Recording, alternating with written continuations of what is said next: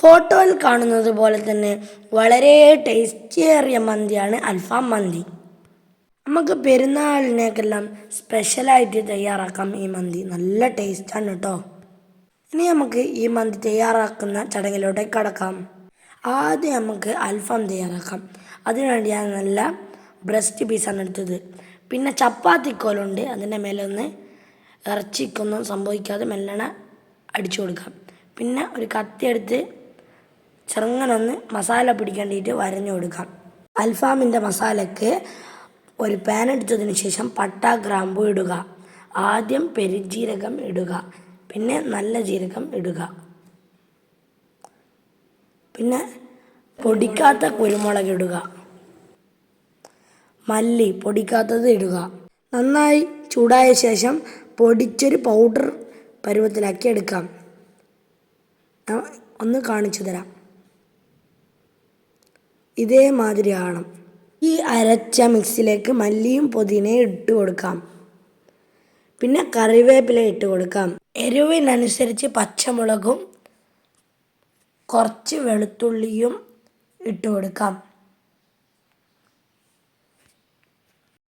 പിന്നെ 2 ഇഞ്ചി കഷ്ണം. ഇതെല്ലാം ഒന്ന് ചേർത്തൊന്ന് അരച്ചെടുക്കാം. ഇതാ അരച്ച് ഈ പരുവത്തിലായിട്ടുണ്ട്. ഇതിന് കോരി ഒരു ബൗളിലേക്ക് ഇടാം. കാശ്മീരി ചില്ലി മുളകിട്ട് കൊടുക്കാം. ഉപ്പ്, മഞ്ഞൾപ്പൊടി,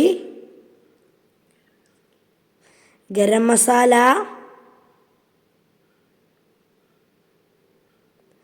ആവശ്യത്തിന് ഫുഡ് കളർ വേണമെങ്കിൽ ചേർത്താൽ മതി. പിന്നെ കുറച്ച് വെളിച്ചെണ്ണ. ഇനി സുർക്കയും ഒഴിച്ചു കൊടുക്കാം. കുറച്ച് വെള്ളവും ചേർത്ത് കൊടുക്കാം. എല്ലാം കൂടി ഒന്ന് കുഴച്ചെടുക്കാം. ഇനി നമ്മുടെ നേരത്തെ വരഞ്ഞു വെച്ച ചിക്കനിലേക്ക് ഈ മസാല നല്ലോണം ഒന്നങ്ങ് പിടിപ്പിച്ചു കൊടുക്കാം.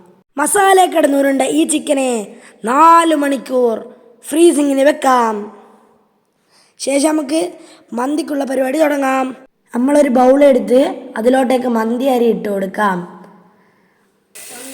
വെള്ളം ഒഴിച്ച് 1 മണിക്കൂർ കുതിർത്തി വെക്കാം. വെള്ളം തിളച്ച് വരുമ്പോൾ ഇതാ പട്ടയും ഗ്രാമ്പുവും 3 ഏലക്കായും ഇതിലോട്ടേക്ക് ഇട്ട് കൊടുക്കാം.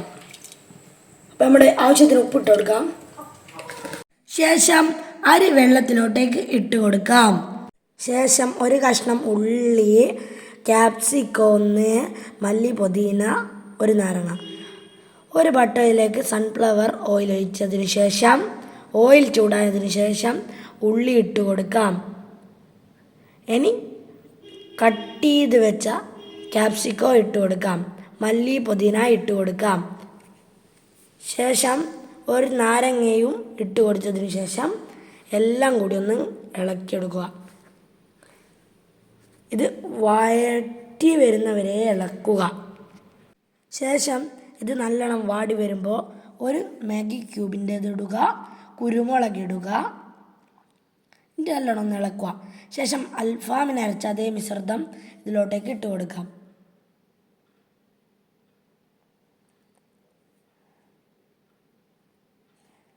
അരി വെന്തിട്ടുണ്ട്. അരി ഊറ്റിയൊന്നെടുക്കാം.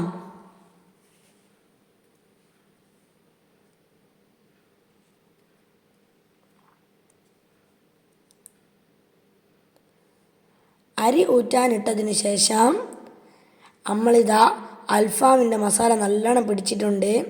നമുക്കിതാ ഒരു ഗ്രില്ലിലോട്ടേക്ക് ഇത് മാറ്റി കൊടുക്കാം. ശേഷം കണലിലിട്ട് ഇതൊന്ന് ചുട്ടെടുക്കാം. ഇത് നമ്മുടെ കണലിവിടെ നല്ല സെറ്റായിട്ടുണ്ട്. നമ്മുടെ അൽഫാം ഇതാ അതിൻ്റോട്ടേക്ക് വെച്ച് കൊടുക്കാം. അൽഫാം ഇതാ ചുടുന്നു മക്കളെ, വായിൽ വെള്ളമൂറുന്ന അൽഫാം. നമുക്കിതാ കണലൊന്ന് കുറച്ചൊന്ന് കെട്ടുപോകാണ്ടിരിക്കേണ്ടിയിട്ട് ഒന്ന് വീത് കൊടുക്കാം. നല്ല കാറ്റ്.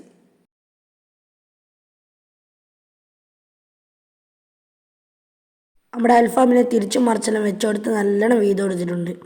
ഇതാ മക്കളെ, നമ്മുടെ അൽഫാം ഇതാ നല്ലോണം റെഡിയായിട്ടുണ്ട്. ഇനി നമുക്ക് മന്തി ദമ്മിലിടാം.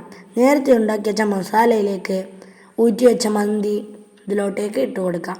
ഇട്ട് നിറച്ചും ഫില്ലാക്കി കൊടുക്കുക, കുത്തി നിറക്കുക. ഇതിൻ്റെ മുകളിലോട്ട് സൺഫ്ലവർ ഓയിൽ ഒഴിക്കുക,